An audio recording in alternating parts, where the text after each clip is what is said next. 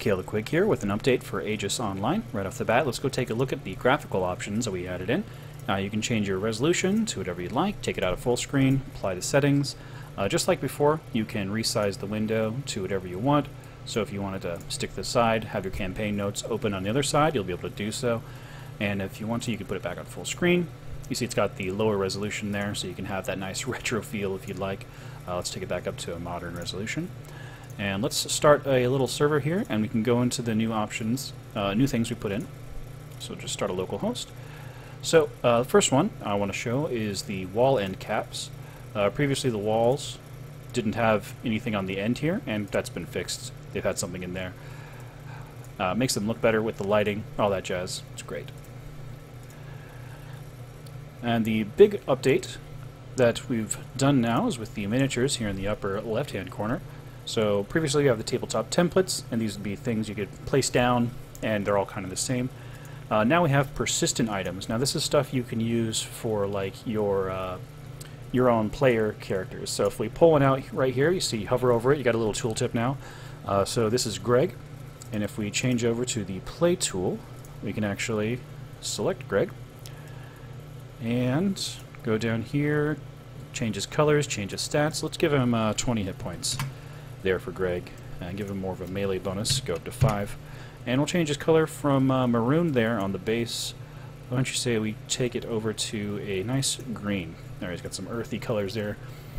Alright, and if we want to, we can go back over to the mini paint thing, and if we right click on Greg, we actually have the option to save Greg, and this will update only Greg in the file there. Previously you don't need to save these by saving a map, but now you can just right click on them, save them, and it should update everything over here.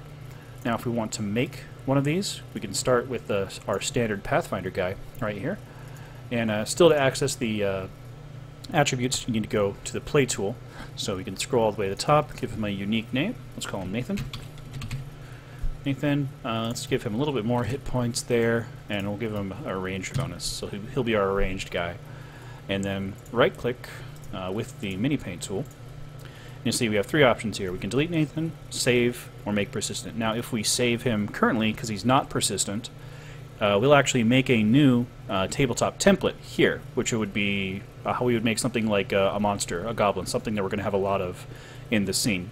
The persistent ones, there's only supposed to be one ever. Just like, you know, if it's a player character or an NPC, something like that. So if we actually save Nathan here, and we close and open this, that'll make it refresh.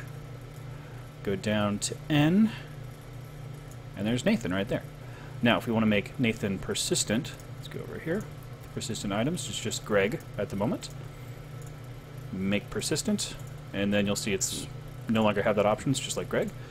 And if we go back over to persistent items, we have Nathan here, and we can pull him out.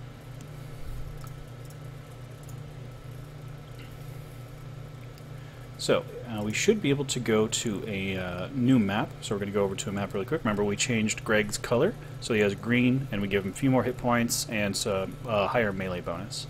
So we'll go over to this map here, and we'll see Greg. He's had his color updated. So we're in the play tool, so we can select and see his stats. Yep. So he's got 20 hit points, and his melee bonus is a little bit higher. And let's see if we can pull out Nathan, and he has the stats we changed here. So again, when you pull out something from here, it changes to mini paint automatically. That's because most of the tools for accurate placement, like if you're building scenery, will be with the mini paint tool. But for selecting him right now, get there. So he's got higher hit points, the 15, and he's got that range bonus that we gave him earlier. So it is Halloween, and you probably saw already, we do have a few new scenery items that we put in. So I've got some pumpkins here. Little jack-o'-lanterns with different faces, a little cute face right there, and then a little smiley face there. And then of course with the tooltips you can tell just by hovering over it. Pumpkin smile, pumpkin cute, pumpkin, and then our pumpkin merchant over here. And then over here we actually have a cauldron.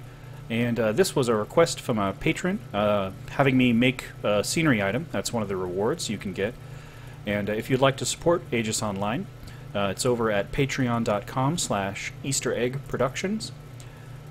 And yeah, any support you guys can render would be great. For $10 more, you get access to the alpha. So that's our updates on Aegis Online. with Easter Egg Productions. I'm Kale the Quick. Thank you for watching. Don't die.